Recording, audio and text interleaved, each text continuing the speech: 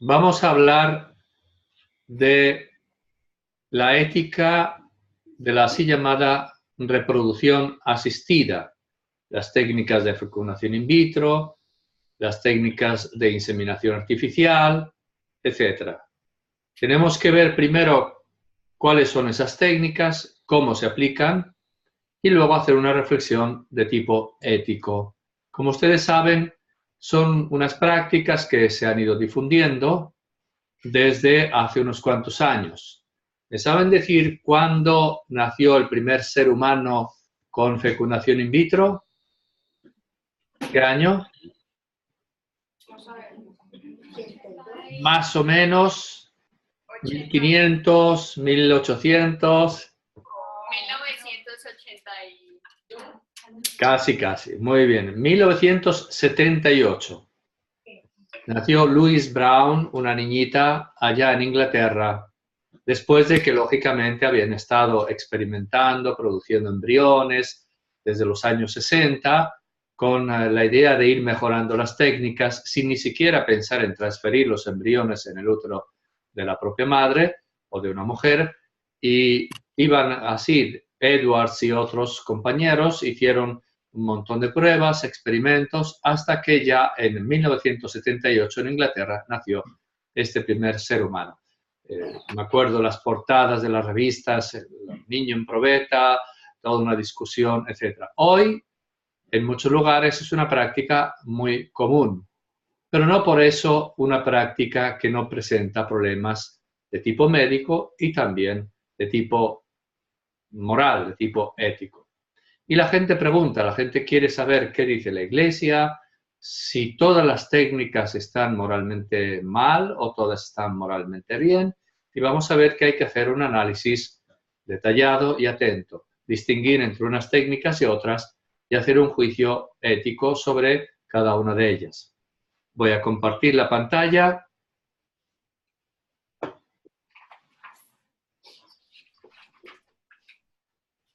Para ir ayudándome de esta presentación. Vamos a ver. Eso es.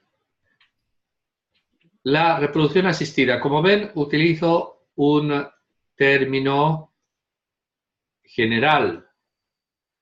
Podríamos hablar de fecundación artificial. Podríamos hablar de procreación asistida o artificial. Pero prefiero usar ese término más general para englobar, incluir las diversas técnicas que se utilizan, entre las cuales, o mejor, todas ellas son de reproducción y con una asistencia técnica. Y algunas de esas son fecundación in vitro, son fecundación artificial, otras quizás son procreación asistida o asistencia a la procreación, pero otras no son verdadera procreación humana, sino producción de embriones humanos. Y eso tiene claramente un significado en el ámbito moral. Por eso prefiero usar este término más general para poder referirnos a los diversos tipos de técnicas y también de procedimientos. Y es lo que vamos a hacer inmediatamente, porque, como ustedes saben, nunca se puede hacer un análisis ético serio, correcto, de una realidad que no se conoce. ¿Estás a favor o en contra? ¿De qué? Hay que entender en qué consisten esas técnicas y también procedimientos. Yo distingo, para ser más claro, técnicas y procedimientos. Por técnicas vamos a entender unas cuantas que ahora les voy a explicar, y por procedimientos son maneras de proceder al aplicar esas técnicas. Es decir, una misma técnica puede ser aplicada con diversos procedimientos, un procedimiento puede ser aplicado en diversas técnicas. Los primero las técnicas, pero luego también haremos una consideración de los diversos procedimientos, porque ambas cosas, en qué consiste la técnica y cómo se aplica, tiene una incidencia, una importancia también en el sentido ético-moral. Vamos a ver ante todo cómo podemos clasificar las muchas técnicas que se van multiplicando en 4 grupos. ¿En función de qué? En función de cuál o cuáles son los gametos sobre los que interviene o en los que interviene el técnico cuando hace la asistencia a la reproducción. Hay otro tipo de procedimientos médicos, de comportamiento médico, que no son de reproducción asistida. Por ejemplo, una cura farmacológica, una atención médica que consista incluso en una intervención quirúrgica para abrir las trompas de falopio si el problema es que las trompas están cerradas. Hay diversas intervenciones que no son de reproducción asistida, son atención médica, cura contra la infertilidad. Cuando nos referimos a reproducción asistida, nos referimos a una intervención de un técnico sobre los gametos masculinos, espermatozoides, gametos femeninos, ovocitos, o ambos.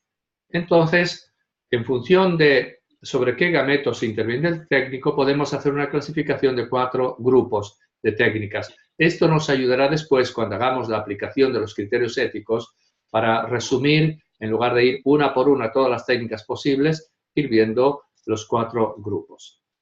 Ante todo, veremos el primer grupo, en el cual el técnico lo que hace es transferir los ovocitos, los óvulos de la mujer en las trompas de falopio. Segundo, veremos cuando el técnico lo que hace es transferir los espermatozoides. El tercer grupo, el técnico transfiere ambos gametos, tanto ovocitos como espermatozoides, y los pone ahí en la trompa de falopio, normalmente, lo veremos, para que se pueda dar la fecundación. En estos 3 grupos, la fecundación se da dentro del cuerpo de la mujer. Es una fecundación que llamamos intracorpórea, dentro del cuerpo. En el 4º grupo, en cambio, ¿qué hace el técnico? El técnico produce in vitro, en el laboratorio, los embriones, tomando los ovocitos y los espermatozoides, produce o realiza la fecundación y luego transfiere ya no los gametos, espermatozoides o ovocitos, sino ya transfiere embriones. En este sentido, por lo tanto, el 4º grupo se refiere a unas técnicas que son de fecundación extracorpórea.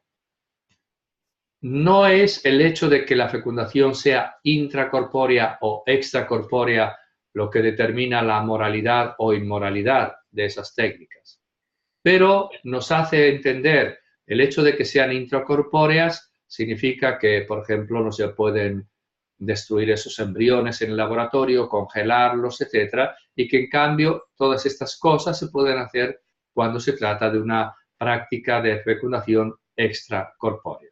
Vamos a ver cada uno de los 4 grupos. El primer grupo, hemos dicho, transferencia de los ovocitos, de uno o varios ovocitos. Ante todo tenemos esta técnica que en inglés se llama Low Tubal Ovum Transfer, que consiste precisamente, como dice el nombre de la técnica, en transferir un ovocito o quizás varios ovocitos en la low tubal. La tubal es la tuba de falopio. Low significa que se suele transferir aquí en el sigma externo, que es donde de manera natural, si hay una relación sexual, se pueden encontrar los ovocitos que se dan con la ovulación más o menos una vez al mes en el ciclo fértil de una mujer, y son depositados, aquí son capturados por la trompa y luego llegan los espermatozoides y se puede dar la fecundación ahí. Entonces, ¿en qué consiste la intervención del técnico? Consiste en extraer algunos ovocitos de los folículos, esas bolsitas en las cuales se encuentran los ovocitos dentro del ovario, extrae algunos con una inyección y luego los transfiere y los deposita aquí, en la trompa de falopio. Aquí termina el trabajo del técnico. Él no hace más, él no produce los embriones.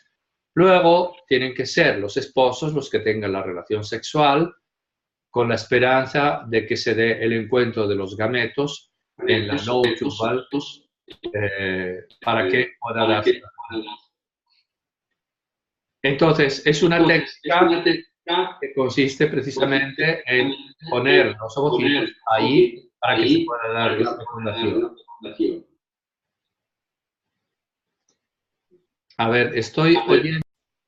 Esta es, por lo tanto, la Low Tubal Ovum Transfer. Hay otra modalidad que es que el técnico instale un catéter, un pequeño tubito que va a conectar los ovarios con la trompa para que se pueda depositar de manera natural el ovocito que no es de otro modo capturado normalmente por la trompa para que sea capturado y depositado. Y ahí termina el trabajo del técnico. Ya lo demás depende de los esposos. Segundo grupo, decíamos, transferencia de los gametos masculinos, es decir, del esperma, de los espermatozoides.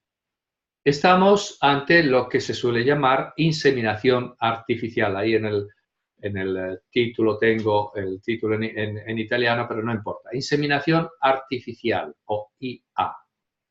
¿La inseminación artificial en qué consiste? Consiste en que el técnico tome el esperma y lo deposite en el órgano reproductivo de la mujer. Lo puede depositar en diversas posiciones y a veces incluso se le da nombres diversos, pero al fin y al cabo no cambia sustancialmente en un caso o en otro. En todos estos casos se habla de inseminación artificial.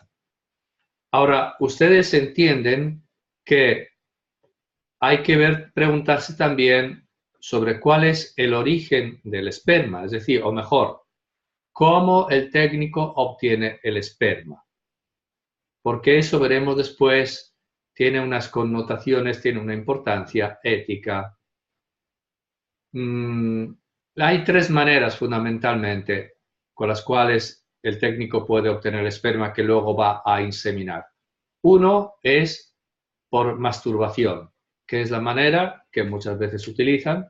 Se masturba el hombre y el técnico deposita el esperma en el organismo de la mujer.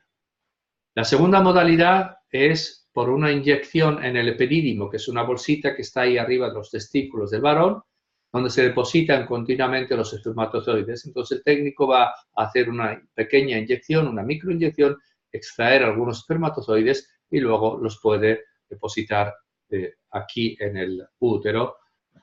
No es una práctica muy utilizada que yo sepa, pero bueno, se podría hacer así. Y la tercera modalidad sería que los esposos tengan su relación sexual y a partir de esa relación sexual en la cual el esposo dona a su esposa una parte como expresión de su corporeidad, se espera de su afecto, de su cariño, le da una parte de su cuerpo que es el esperma, que son unas células que podrían hacer que ella se convierta en madre de su hijo.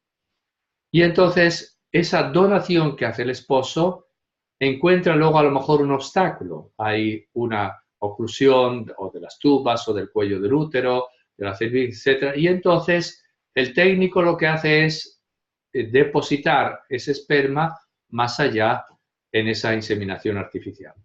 Entonces veremos que el modo en el cual se obtiene el esperma tiene una importancia de tipo ético.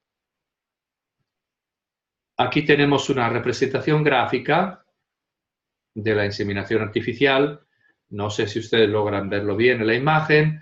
Aquí está el útero y el técnico ha ya tomado el esperma y lo inyecta con una cánula, con una aguja y una cánula, lo empuja y lo deja aquí en el útero. Esta es la inseminación artificial, segundo grupo. El tercer grupo, decíamos, es el grupo en el cual el técnico interviene transfiriendo ambos gametos, tanto masculinos como femeninos. Fundamentalmente estamos hablando de lo que se llama la GIFT, que en inglés proviene del nombre que le han dado a esta técnica, Gamete Intrafallopian Transfer, que significa la transferencia de los gametos, en este caso ambos gametos, masculino y femenino, intrafallopian, en las trompas de falopio. ¿En qué consiste la técnica? Primero se hace una estimulación ovárica. Se suele dar unas inyecciones a la mujer para que sus ovarios puedan producir varios ovocitos, que algunos folículos, esas bolsitas, vayan madurando con los ovocitos dentro. Segundo paso, el técnico extrae con una inyección algunos de esos ovocitos, aquí representado en el dibujo 4, aquí en el Petri dish, y los pone en un líquido biológico con una temperatura, una luz, etcétera, que impida que mueran los ovocitos, que son unas células muy delicadas. Después toma el esperma, y aquí también podría ser con una de las modalidades que hemos visto antes, es decir, una mera masturbación, inyección del epidídimo o a partir de un acto esponsal de los esposos que quieren ser padre y madre, y el técnico después lo que hace es poner los gametos separados por unas bolitas de aire en un tubito, en un catéter. Pone un líquido biológico, una bolita de aire, los ovocitos, otra bolita de aire, el esperma con los espermatozoides, para que no se pueda dar la fecundación todavía. Y finalmente, lo que hace el técnico es depositar esto, es decir, estos líquidos y los gametos masculino y femenino, los deposita en las trompas de falopio y lo deja ahí para ver si luego se da la fecundación. Los deposita ahí donde en una relación sexual normal se podrían encontrar los gametos masculino y femenino, es decir, en las trompas de falopio. El cuarto grupo, hemos dicho, estos tres grupos que acabamos de ver son de fecundación intracorpórea. El técnico lo que hace es depositar los gametos y se espera que se dé la fecundación dentro del cuerpo de la mujer. En el cuarto grupo, en cambio, el técnico produce los embriones in vitro en el laboratorio y luego transfiere los embriones, ya no los gametos, dentro del útero de la mujer. Es lo que se llama, aquí también el título está en italiano, pero no importa, se llama fecundación in vitro o se suele usar también las siglas FIVET. En la anterior era GIFT, que hemos visto, ahora hablamos de la FIVET, o sea, fecundación in vitro y embryo transfer, o sea, transferencia de los embriones. Vamos a ver los pasos.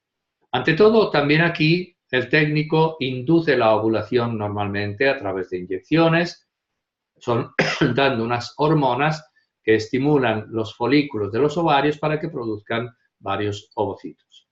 Segundo, extrae el técnico algunos ovocitos, los deposita o en la probeta o en el Petri dish, que es lo que se usa, el platito ese que se usa en el microscopio, y luego con el esperma, que puede ser tomado de una de las tres modalidades que hemos visto, lo deposita junto a los ovocitos para que los ovocitos sean fecundados. Deja que estos ovocitos crezcan unos días, depende, a veces los transfieren inmediatamente o otras veces dejan varios días de espera para que crezcan los óvulos fecundados, es decir, ya no estamos hablando simplemente de óvulos, estamos hablando de embriones, es decir, estamos hablando de seres humanos, como hemos visto en el tema anterior. El técnico hace la fecundación in vitro, produce estos seres humanos, estos embriones, y luego los transfiere algunos aquí dentro del útero. Repito, hay veces que lo transfieren inmediatamente, incluso se le da otro nombre que es zygote transfer. El cigoto es el embrión en el primerísimo estadio, justo después de la fecundación, o bien deja que pasen unos días. Aquí los he representado yo ya cuando tiene unos 5 días después de la fecundación y ya les llamamos blastociste. Es el momento en el cual de modo natural estarían ya llegando al útero para anidar. Subrayo una cosa, como ven aquí, lo que hace el técnico es que él produce estos embriones. Una vez que los embriones están aquí, no es que el técnico pueda hacer algo, es que el técnico tiene que hacer algo con los embriones. Están en sus manos, por así decir, están a su disposición. Aquí he representado que haya 4 embriones que se desarrollan y que transfieran los 4. Pero podría suceder, y eso lo vamos a ver cuando hablemos de los procedimientos, podría suceder que en lugar de 4 decida transferir 1 o 2. Los otros que hay que hacer o los tira o los congela para tener una segunda oportunidad si en la primera oportunidad ninguno ha anidado, o podría usarlos para la investigación, etc. Ven que estamos en una lógica de la producción, en una lógica en la cual el técnico produce unos seres humanos, unos en estadio embrional, y ya ahora dispone de ellos, tiene que hacer algo con ellos. Bien, estas son las técnicas más conocidas, pero es también muy importante dentro del cuarto grupo la así llamada ICSI o microinyección. Es una forma de fecundación in vitro. Solo que en este caso, en lugar de depositar juntos los gametos masculinos, espermatozoides, y los femeninos, ovocitos, para que se dé la fecundación, y se calcula que se da más o menos la fecundación de un 90% de los ovocitos. O sea que si hubieran extraído 10 ovocitos, con la fecundación in vitro, vamos a llamarla tradicional, la técnica que se usó cuando se hizo nacer a Louis Brown en el 78, más o menos de esos 10 serían fecundados 9 ovocitos, es decir, tendríamos 9 embriones. Entonces, no siempre funciona, sobre todo si el hombre es oligospermico, que significa que tiene demasiado pocos espermatozoides en su semen, entonces es difícil que se dé la fecundación o es imposible. Lo que han inventado hace unos cuantos años es la microinyección. Como ven aquí en la imagen, esto es un ovocito, aquí está la zona pelúcida que lo envuelve, está sujetado por una pipeta que la sujeta porque crea una corriente de aire negativa para fijarlo, que no se le mueva. Todo esto es imagen en el microscopio, lógicamente. Y luego, no sé si logran apreciar, aquí el técnico ha hecho una inyección. Toma una aguja, toma por la cola un espermatozoide de los que ve en el microscopio que están ahí moviéndose, recoge uno de ellos, lo mete aquí se ve la cabeza del espermatozoide y aquí está la cola, recoge uno de ellos y lo inyecta, rompiendo la zona pelúcida y rompiendo también la membrana citoplasmática, entrando en el citoplasma, en el interior del ovocito, y luego ahí deposita el espermatozoide. Como ven, en este caso basta que haya un espermatozoide para que el técnico pueda fecundar el ovocito. Más aún, ni siquiera se requiere en sentido estricto el espermatozoide, es decir, la célula ya que ha evolucionado, ha madurado y es capaz, tiene ya la cola, etcétera, y es capaz de fecundar. Podría ser, y ya se ha hecho en algún caso esta intervención, con el espermatite, que es la célula primordial, que tiene ya los 23 cromosomas, la mitad de los cromosomas del hombre, pero no tiene ni siquiera cola, porque lo que interesa es tener esa célula con los 23 cromosomas y se puede inyectar incluso un espermatite y obtener la fecundación. Ahora, ustedes entienden que el hecho de que este niño que nazca de esta microinyección de la ICSI será masculino o femenino, tendrá determinadas características genéticas, etcétera. ¿Por qué? Pues porque el técnico ha pescado así entre los que había ese espermatozoide. A lo mejor iba a coger uno, pero se le escapó, bueno, pues ya cogió el otro y ese será un niño, será una niña. A lo mejor incluso ha tomado un espermatozoide que de modo natural nunca habría fecundado, porque ustedes saben que hay una gran selección natural en la fecundación. Un hombre maduro, un hombre fecundo, normal, sano, en una sola eyaculación, en una relación sexual, deposita algo así como entre 200 y 500 millones de espermatozoides, de los cuales muchos son defectuosos, tienen problemas genéticos, no tienen la cola o no tienen la cola sin la cabeza, etcétera, etcétera.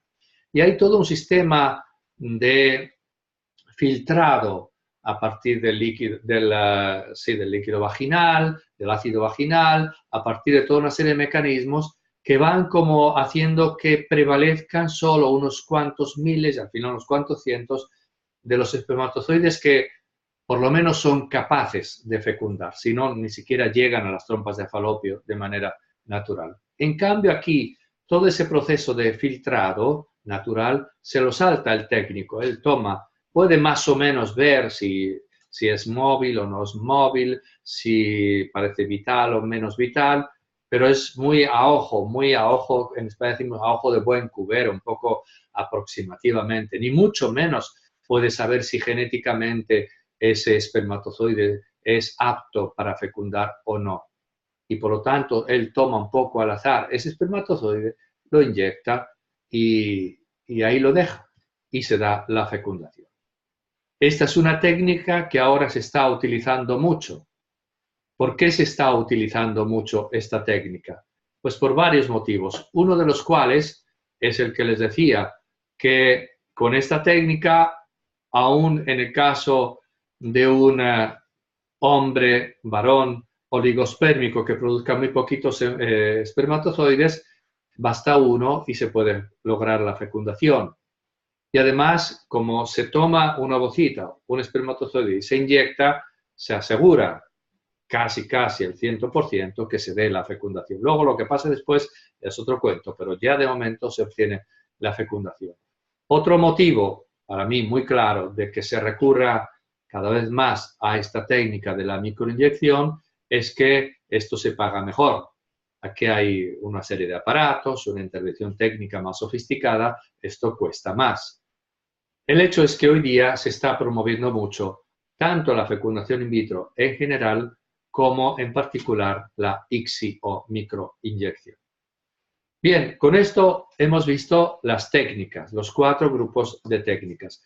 Y pasaríamos ahora a ver los procedimientos, algunos modos en los cuales se aplican estas técnicas, que añaden una connotación de tipo ético también. Algunas de estas modalidades tienen una importancia ética.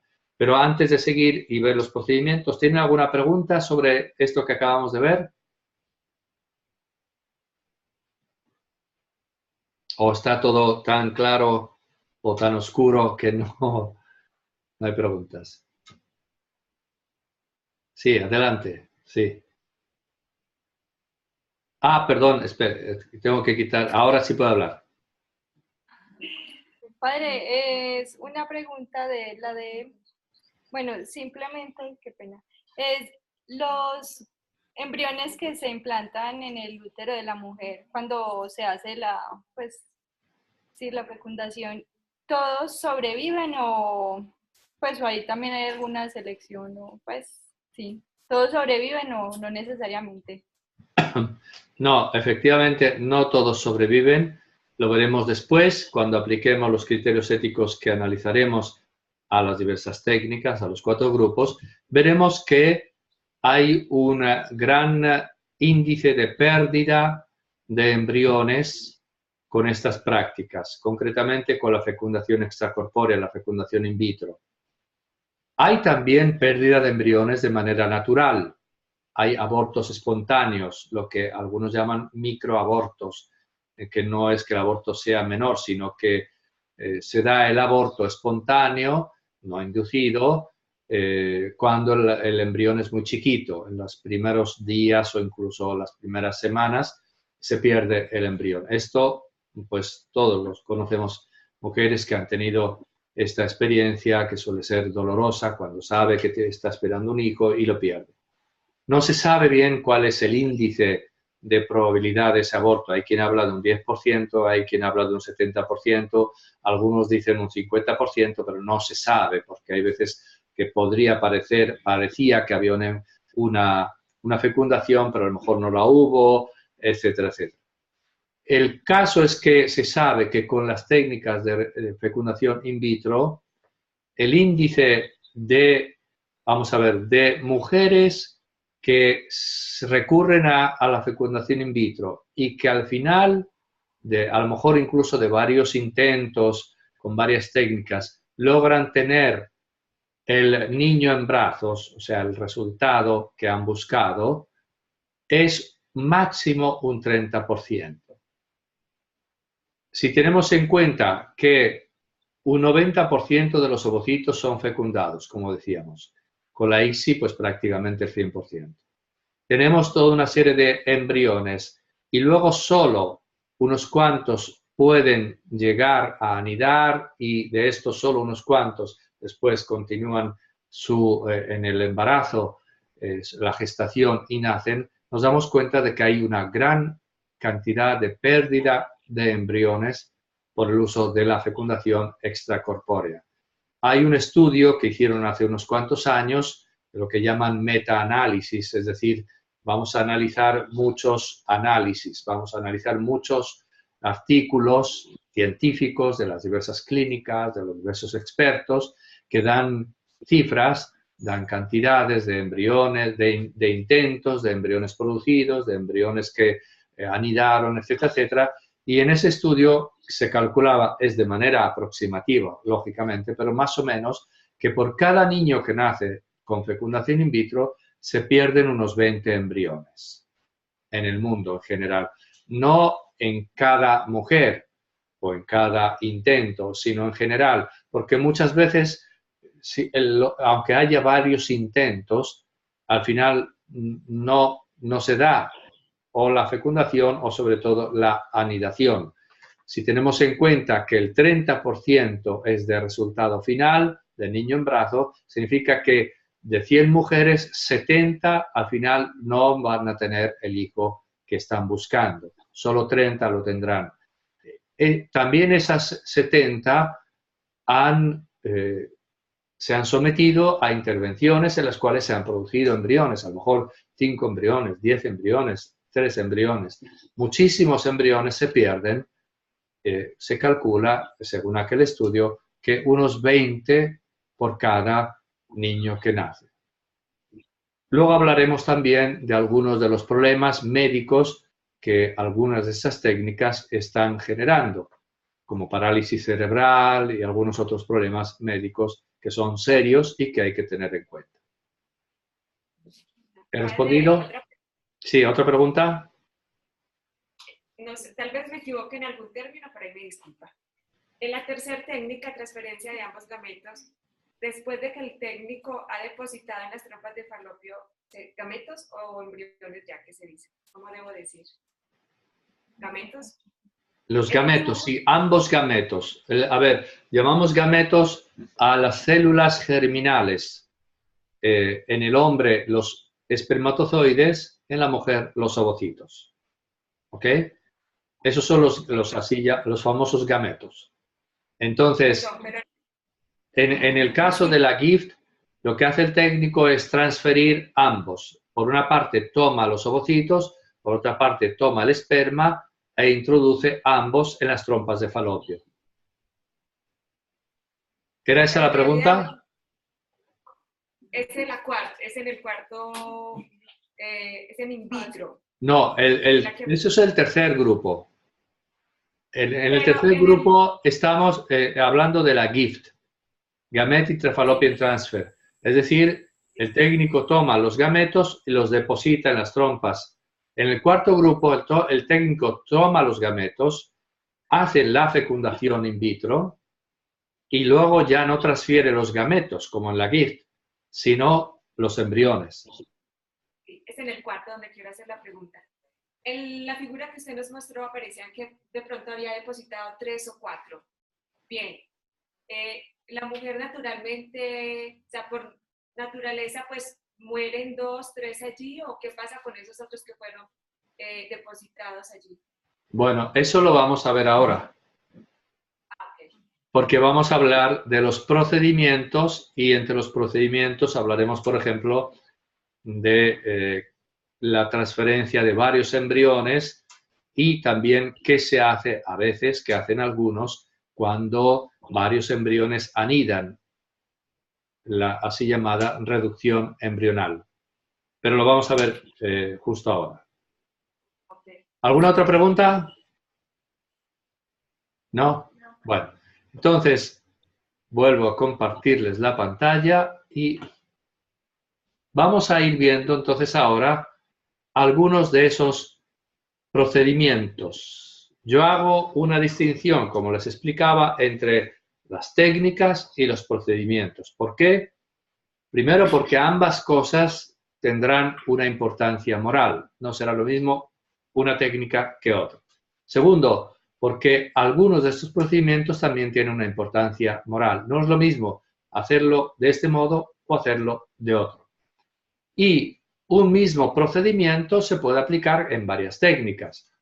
Una misma técnica se puede hacer con un procedimiento o con otro. Primer procedimiento, las prácticas heterólogas.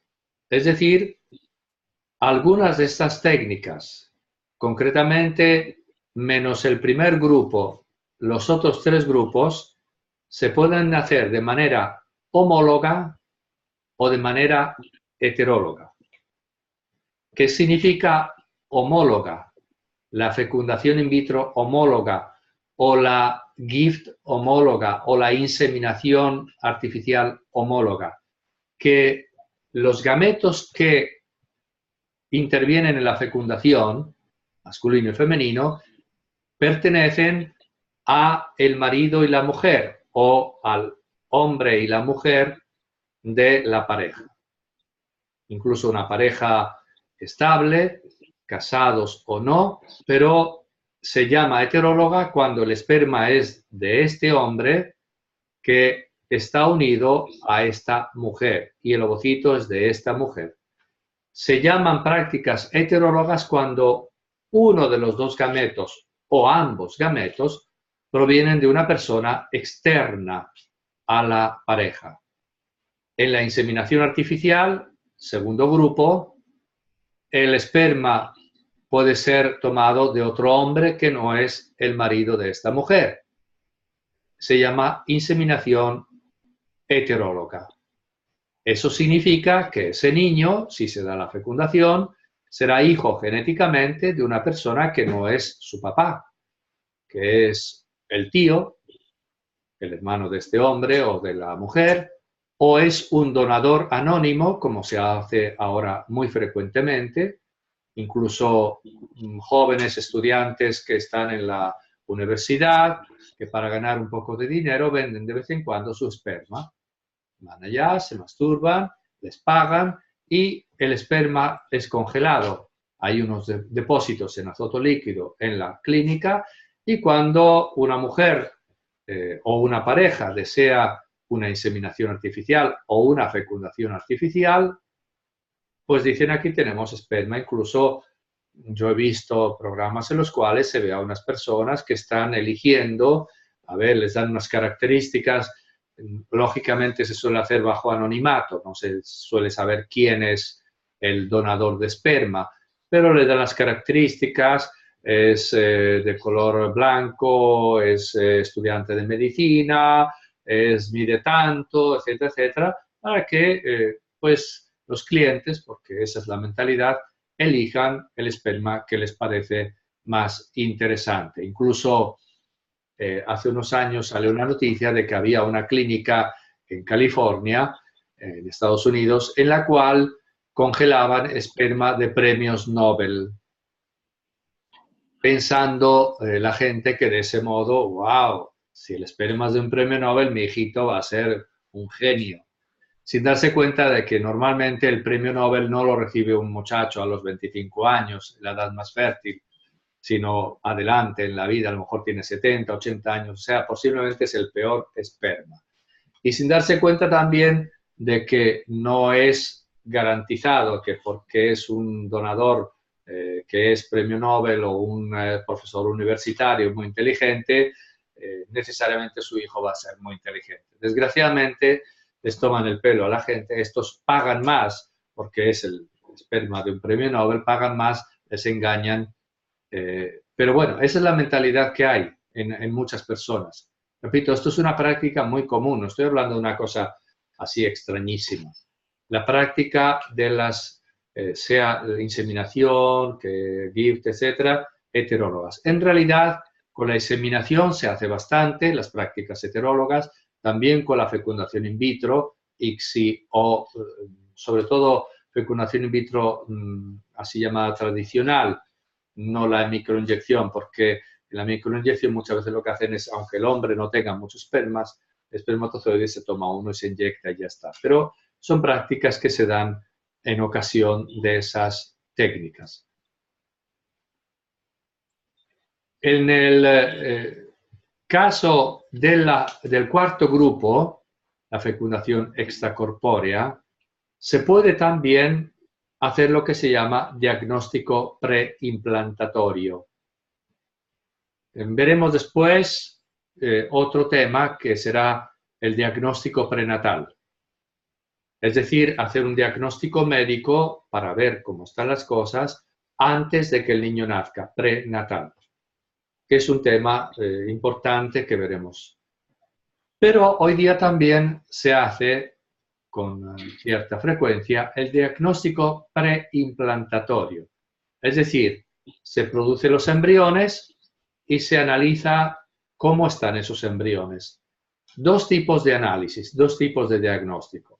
Hay el diagnóstico que es morfológico, viendo en el microscopio, se ve si las células se están multiplicando de manera regular, ritmo normal, si las células son más o menos regulares, iguales, o hay unas más grandes que otras, una serie de factores. Con esto la verdad es que no pueden ver mucho. Si no se multiplican las células, pues a lo mejor el embrión no está vivo, murió, y entonces pues no lo transferirán. Pero no ven mucho más. Pero hay otro tipo de diagnóstico que es genético, que consiste en ¿qué? Consiste en que toman un embrión, por ejemplo, de 4 células, en el estadio ya de 4 células o de 8 células, se extrae una de estas células, se analiza genéticamente, lógicamente se destruye la célula, y si el embrión, esa célula que se ha analizado genéticamente, tiene determinadas características, se decide si se transfiere o no el embrión que tiene las otras células y que repara el daño, por así decir, que se le ha hecho al extraerle una célula. Lógicamente se trata de una herida, de un organismo extremadamente frágil, delicado, pero de hecho funciona, por lo menos en una buena parte de los casos, el embrión sobrevive y sigue adelante. Ese análisis genético puede ir a ver diversas cosas. Por ejemplo, se quiere evitar que nazca un niño con la síndrome de Down, el niño así llamado mongoloide, que es una característica genética que se llama técnicamente trisomía 21, es decir, la pareja de cromosomas 21, la pareja 21, en lugar de ser 2, como es de modo natural, uno proveniente del padre y otro de la madre, son 3, por una serie de causas, sobre todo ligadas a la edad de la mamá, etcétera, etcétera. Entonces eso se ve muy fácilmente en el microscopio, se ven 3 cromosomas 21 y entonces, por ejemplo, deciden que ese embrión, como tiene una característica genética no deseada, se descarta. Y esto lo venden muchas veces como una gran conquista de la ciencia, porque hoy día ya se puede hacer que nazcan embriones o niños que no nazcan niños con síndrome de Down o que no nazcan niños con la talasemia mediterránea, que es frecuente aquí en el Mediterráneo, Nápoles, Sicilia, etc. ¿Cómo? Pues así, la conquista científica consiste en que el diagnóstico se puede hacer antes de transferir los embriones y que los embriones que tienen alguna característica no deseada son descartados, es decir, son eliminados y se da paso, se transfieren solo los que no tienen esa característica.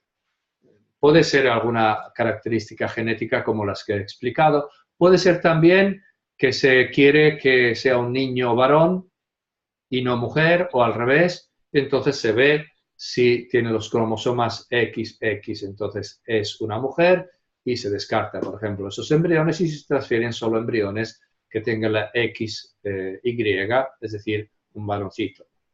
O incluso puede ser que se desea, y esto son cosas que se han hecho, hay una película muy interesante que parte de este hecho, se desea dar, vamos a ver, tener un hijo que sea histológicamente compatible con el niño que ya tiene esta pareja. Ya tienen un niñito, pero este niño tiene una enfermedad y requiere trasplante, por ejemplo, de médula ósea. Y entonces, esa médula ósea tiene que ser dada por un donador que sea compatible. No es fácil encontrar un donador compatible. Si es un hermanito, es más fácil. Pero entonces, ¿qué hacen? Producen muchos embriones y luego hacen el diagnóstico preimplantatorio para ver no solo si es sano o no, sino si es compatible, para que cuando nazca pueda servir para que sea donador para curar a su hermanito. Entonces, como ven, las posibilidades son bastante amplias. Todo eso se llama diagnóstico preimplantatorio. Esta práctica, este procedimiento del diagnóstico preimplantatorio, lógicamente, lo entienden muy bien, se puede hacer solo en el cuarto grupo, cuando la fecundación es extracorpórea.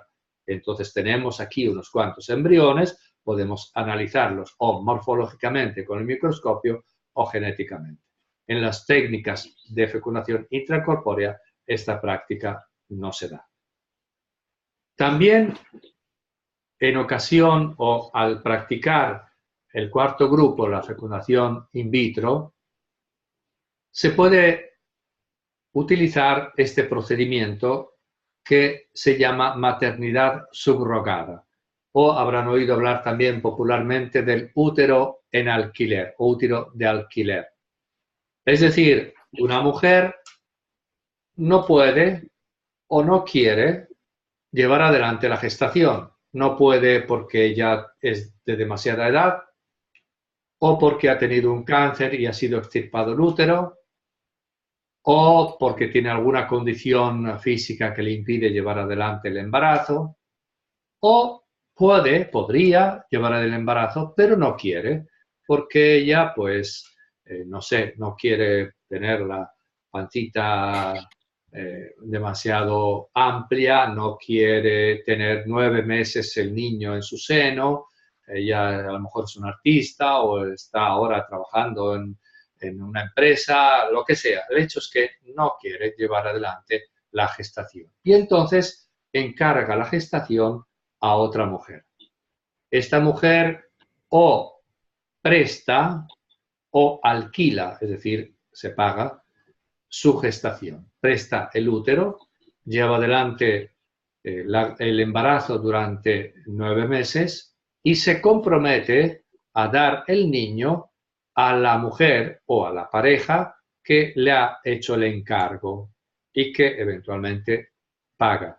También esto se da he visto hace unos días un vídeo en el cual hay una estudiante de medicina en Estados Unidos que explica cómo ella, pues, no, en ese caso al que me estoy refiriendo era donación de ovocitos, pero casos de una estudiante que, como necesita dinero para pagarse la carrera, o cualquier otra persona, una mujer que necesita dinero, dice: yo presto mi alquiler y me pagan por llevar adelante el embarazo. Incluso hay algunos sitios como la India, algunos países en África, donde se están utilizando a las mujeres como fábricas. Me decía una persona que conoció esto en África, cómo toman estas mujeres, las llevan ahí, las alimentan, las tienen, etcétera, y las tienen como si fueran vaquitas o cerditas que están gestando durante 9 meses, no les permiten salir, no les permiten comer cosas que puedan poner en peligro la gestación, etcétera, etcétera. Y una vez que terminan, se dan a luz y se les extrae el niño porque no es suyo, aunque lo hayan gestado, aunque el niñito reconozca su voz, como sucede en los últimos estadios del desarrollo del feto y cuando nace el niño que reconoce la voz de la mamá, pero pues esta no es su mamá genética y se ha decidido que hay que separarlo. Por ejemplo, está el famoso caso de Elton John, este cantante inglés que vive con su pareja hombre, dos personas homosexuales que conviven y un buen día quisieron hacer la experiencia de la paternidad, entonces alquilaron el útero de una mujer en la India, donde hay un turismo de reproducción asistida muy difundido, muchas personas que van allí para esto.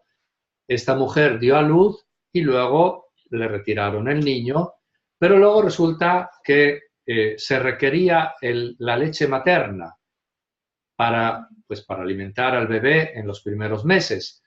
Y entonces, ¿qué hacían? Como ellos tienen mucho dinero, hacían que cada día la mujer les mandaban con DHL, por avión, les mandaban a Londres la leche de la mamá para que pudieran ellos darle el biberón. Y Elton John decía en una entrevista que estaba preocupado porque el niño no dejaba de llorar, día y noche, lloraba y lloraba y lloraba.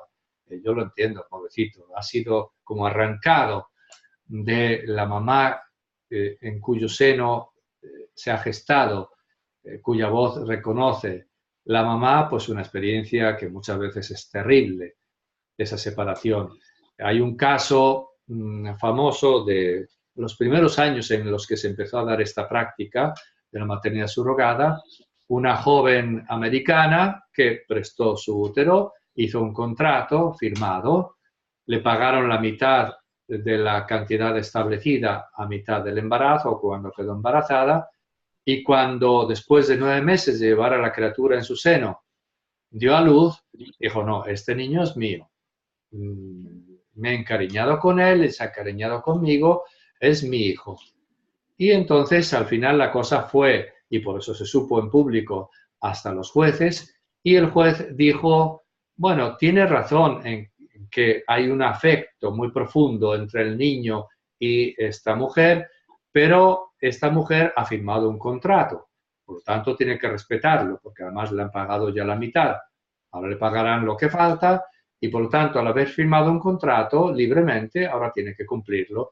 Entonces el juez estableció que el hijo es de la pareja que lo encargó, pero dado que hay ese afecto, en el sentido literal, visceral entre madre e hijo, entre madre gestante e hijo, la mujer tiene derecho de visitar al niño, no sé si cada 2 semanas, en un fin de semana, etcétera, etcétera. Entonces ustedes entienden que se crean situaciones realmente aberrantes, situaciones que pues, pueden crear problemas muy graves para la mujer y también para el niño. Y con eso yo terminaría por ahora. La próxima vez seguiremos explicando algunos de estos procedimientos. Entre otros, es eso lo que preguntaba la hermana, ¿qué se hace cuando se transfieren varios embriones? Varios de ellos anidan y esa embarazo múltiple puede crear problemas y entonces se decide que mejor se reduce el número de los embriones dentro del seno materno, lo que se llama la reducción embrional. Bien, antes de terminar, si tienen alguna pregunta sobre esto, y si no, pues dado que ya es la hora, lo dejamos ahí y nos vemos, si Dios quiere, la próxima semana. Perfecto, padre. Muy bien.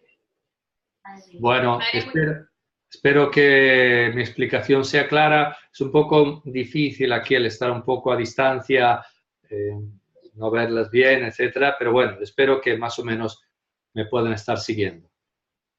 Sí, padre. Dios le pague. Muy bien. Pues si les parece.